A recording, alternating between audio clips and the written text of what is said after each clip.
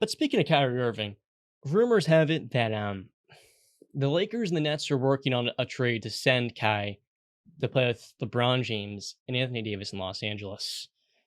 The deal would be centered around one, Russell Westbrook, along with Taylor Horn Tucker and a future first round pick, likely their 2027 firsts. And to me, I mean, what fresh Brand, you and I are talking about this before. For listeners, Brand and I will usually talk for like 15 minutes. We'll get into debates. I'll say we're saving this for the show. We were arguing about where Kyrie Irving would end up. I was saying, if I'm Brooklyn, I'm not saying to him to Los Angeles. You screwed my franchise. We signed you the first year. You played just a little bit over 20 games with the shoulder thing. That's fine. You get hurt in the 2021 postseason. The one postseason series he's actually played well in post 2017. That's the only 1-2 games. Outside of that, he's been consistently a poor playoff performer. Then in 2022, you don't get the vaccine. And even before that, James Harden requested a trade because Kyrie Irving, in the first place, he didn't get the vaccine. That's okay. He was playing in Brooklyn. I understand that it's one of like 4 destinations in the league where he couldn't play home games. It's really poor luck. But the reason they acquired Harden in the first place is because he's taking these personal absences for several weeks, and they're saying to themselves, "We can't trust Kyrie." And Yeah. then we acquire Harden, and then we trade Harden for the very reason he's sick and tired of Kyrie, and Kyrie's probably sick and tired of him, maybe not being in the gym because he's nursing a hamstring injury. And the connection between those guys just didn't work.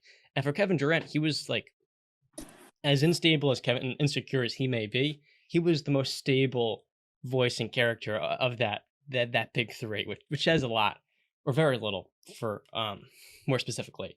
Um, Brandon, you think he's going to Los Angeles because Taylor Horn Tucker and a first round pick, if I'm the Brooklyn Nets, does not help me because Russell Westbrook, though he only has 1 year left in his deal, is the worst contract in basketball by far. And if I'm the Nets, he doesn't make me really a better team than Ben Simmons. He's a terrible fit with Simmons. You can't have those two guys play together. Yeah. So, I mean, just to jump right off that is like, I just think that Brooklyn understands where they are right now and Mhm. that they're not going to be contending next year or probably the year after that. It's over They're, those days. yeah, they're building to the future. So, if that's the case, how I see it is why not just go out and get a young player who's got, an upside to be a solid rotation player in THT. I'm not gonna, give this guy, all that praise, but he can be a solid rotation player, go get, get a first round pick, um, and get Westbrook for just 1 year on an expiring deal. He's gonna sell some tickets, so you guys won't be that down in the dumps because he is still freaking. People love to watch him play. A lot of people, he's their favorite player to watch because of the intensity he plays with, and he just freaking goes 100% all the time, every play. Yeah. So he's gonna sell some tickets. It'll be, I'm not gonna say box office like it was in OKC, but they're gonna sell tickets. So why not go get him, and then you get the picks, and then wherever KD goes, you get picks, you get some young players, and then you start building to the future. I think that's just where they are right now because I don't. I mean, I saw some. There was 2 other teams that are suitors for Kyrie. It's the 3 teams are the Lakers, the Mavericks, and the Sixers, I believe. Now, Kyrie, from all reports that are being said, Kyrie wants to go to LA with LeBron. He wants to reunite, and I think he wants to rewrite the wrong that he made. And he's admittedly said he made a mistake, and he regrets and wish that he would have never left. Um, so I think he's going to force his way to LA. I don't think Brooklyn's got a choice because we're in the NBA, not the NFL. This is a player-run league. So if Brooklyn's like, yo, we're gonna trade you to Dallas or the Sixers because we're getting the best deal, and Kyrie says, all right, well, I'm not playing anymore. I'm gonna go retire because I've already said that I was gonna retire around the age of 30 anyway. So I got my money and I'll be fine. Then guess what? Nets are screwed. So listen, might as well give him what the hell he wants. Get him the hell out of Brooklyn. Get him out of your hair. Don't have to deal with them. You know what, Kyrie? Yes, here you go. Go, please. Leave us alone and never come back. We wish we would have just let you go to the damn Knicks and let James Dolan and Justin and his fan base deal with this. They're sick and tired of it. Just get them out, get what you can for them, and then sit back and be like, thank God they're not here anymore. That was drama to the max. I don't think we'll disagree with you on that, but to me, that's just an awful use of your resources. Russell Westbrook is negative value significantly. He is maybe the most immovable contract now that John Wall is out in basketball. So you're going to take that on, giving the Lakers a guy who was making the All NBA team a year ago, so you can get Taylor Horton Tucker, who to me is a fine young player. I think in Brooklyn he could really pan out. And a 2027 first. To me, that's terrible use of assets when that doesn't help you now be competitive. You look at what the Mavericks can offer. But It's John, quality role players. John, question though. But we both agree the Nets realize they're not contending next year. Yeah, So those days are over. So okay then. So like you're getting Westbrook just to have a little name value. That's really it. It's just to fill space. He's going to be gone after this year, and it's to get them both out of your hair so you don't have to deal with it anymore. But you want to get something in return. Westbrook does not. You know help. what? Says I'm not going to play basketball anymore and I'm retiring, then you get nothing. And you. That's the thing. See, Kyrie handcuffs them a little bit. It's not like they can just trade him anywhere and be like, we're just going to get the best assets possible. Like Brandon said, this guy could just up and leave the NBA like. But hold up, on the snap of a finger. Playing in Dallas next to Luka Doncic, where he could be the secondary, like Luka that doesn't matter. Is a natural leader. From a normal person's perspective, John. You're speaking from a normal person's perspective. Dallas is an awesome. Kyrie's not logical. He's never been logical. He's always been against the grain. He wants to go to play with LeBron. Let him go play with LeBron. He doesn't want to play with Luka because guess what? He's probably going to mess Luka up too. No. You don't want that. If I'm Sean Marks, I'm saying the hell with that. I'm not giving Kyrie Irving what he wants because he screwed our franchise. What has he done to deserve getting the optionality to say, I'm going to go to this team, this one team? Absolutely no way would I do that if I'm Sean Marks. I'm doing what's best for my basketball team, and I don't care. I could care less what Kyrie Irving wants. Because if he wanted to get what he deserves, or if he wanted to get something, he would have actually earned it. Because in Brooklyn, he has not been available, he has not been reliable, and he has not performed in the postseason when they've needed to. He was awful for 3 of the 4 postseason games versus the Celtics. He was terrible. And he, even in the one game he did play well, and he gave up a game-winning basket to Jason Tatum at the very end with Matador defense. Just waving his right to the basket. You can't explain the fact that, okay, if you're Brooklyn, let's say you're Sean Marks, right? You're the front office of Brooklyn. Yeah. You say, Kyrie, we're trading you to Dallas or we're trading you to the Sixers because that's our best available, best deal we can get. And Kyrie comes to you and says, oh, that's cool. I'm retiring. Then what? Is that the best interest of your team? I don't see Kyrie Irving doing that realistically. What are you? Playing in Dallas? He's so unpredictable. That's what I'm saying. How can you not say that you don't see Kyrie? He left for 2 weeks in the middle of the season and didn't tell anybody and just showed back up. Stephen A. reported that after team practices, when Steve Nash would end practices, after he would leave, he would get the players back in and run his own freaking practice after the coach was done. You know how disrespectful that is to the coach? He does what he wants, and he doesn't care about what anybody thinks. He thinks he's the smartest man in the room.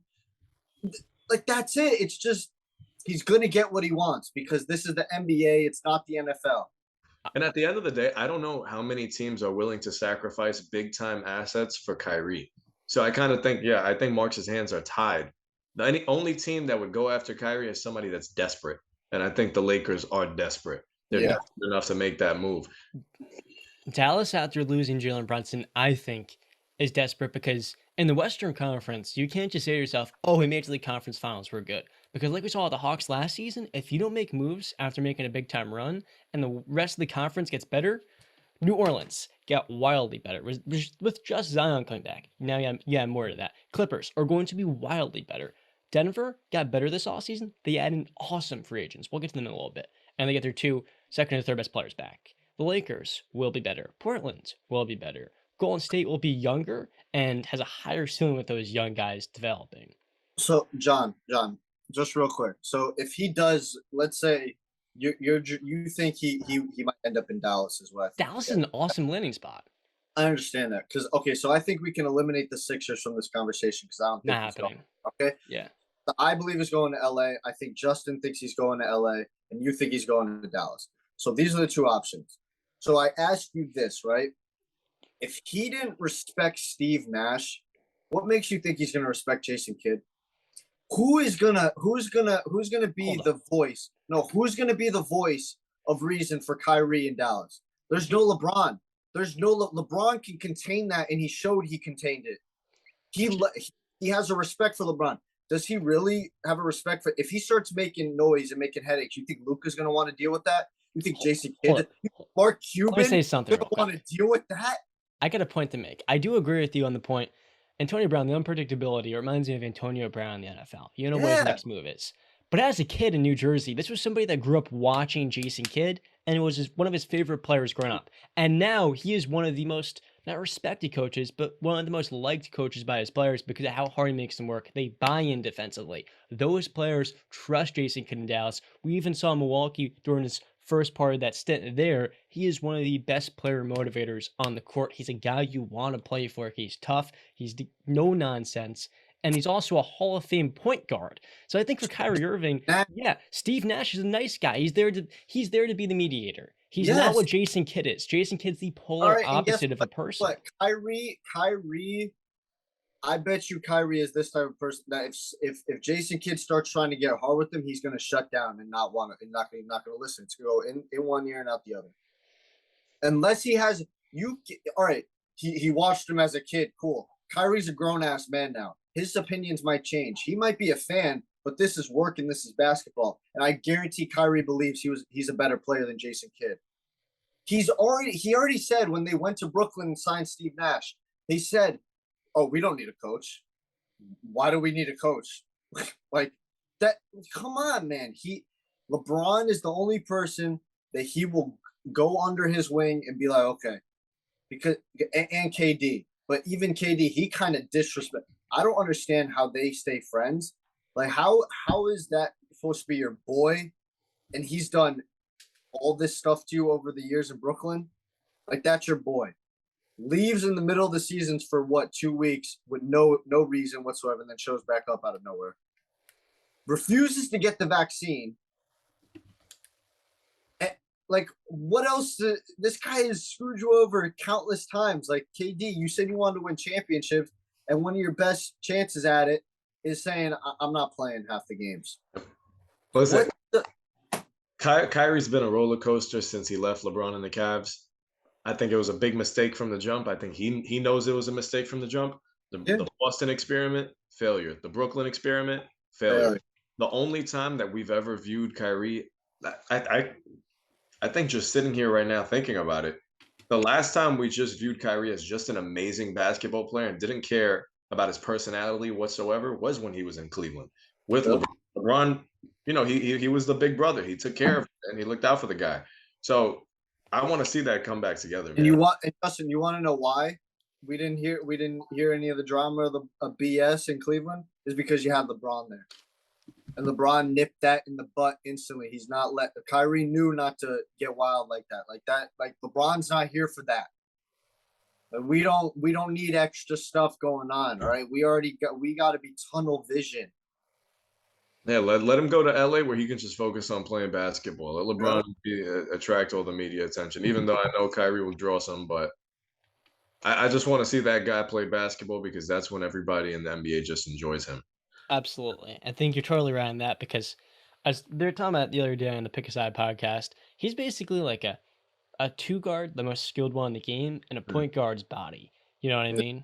Yeah. He's one of the most incredible isolation scorers the game has ever seen. One of the greatest shooters, ball handlers, finishers for his size. I mean, it's just an immaculate skill set he has in the court. And I wish that could be what we really focus on with Kyrie. One last thing. If I'm the Mavericks or if I'm the Nets, I would honestly rather just take the risk of Kyrie potentially retiring than giving him what he wants. Because the Lakers trade does not help you whatsoever right now. Like I said, Westbrook and Ben Simmons, you can stagger their minutes, but even still, you're not winning a single playoff game with that. I think it's such an awful fit between those two guys. You just, to me, Dallas, what they can offer, Spencer Dinwiddie, whose contract's about $17 million, Tim Hardaway Jr., that's 21, you get to 38. Kyrie's, I believe, is at 35. So right there, you throw in Seth Curry. I think Spencer Dinwiddie, Tim Hardaway Jr. is always coming Oh, off a foot oh, injury. John, you just reminded me. Kyrie's on a 1-year deal. Yeah. Why would Dallas give up all those assets when they probably know he'll play?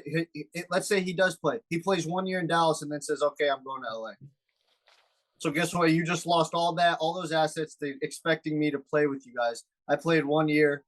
You probably don't do anything. You probably make this second round, maybe conference championship, but the West is so stacked. Well, And then he ends up in LA anyway. So those two players I just listed to you, and Tim Hardaway Jr. coming off injury like a touchdown, and Spencer Dinwiddie. Dinwiddie is on an expiring contract, and Hardaway Jr. is a movable piece with a front-loaded deal that's going to be going down to $16 million. You can replace those guys in free agency. To me, they're not essential. They're very good, but to get a talent like Kyrie for even a year, they don't get his bird rights because he was only in Brooklyn for 3 years after signing there. If they got his bird rights, that would be awesome. But you do make a great point there. To me, I think Dallas takes the risk after not taking it with Jalen Brunson. Look, we just need to get that secondary creator to make our offense more dynamic. And if you put Kyrie there with Luka Doncic and Christian Wood, we can potentially lure him into staying. There's a little bit of potential there, maybe if it's not very likely.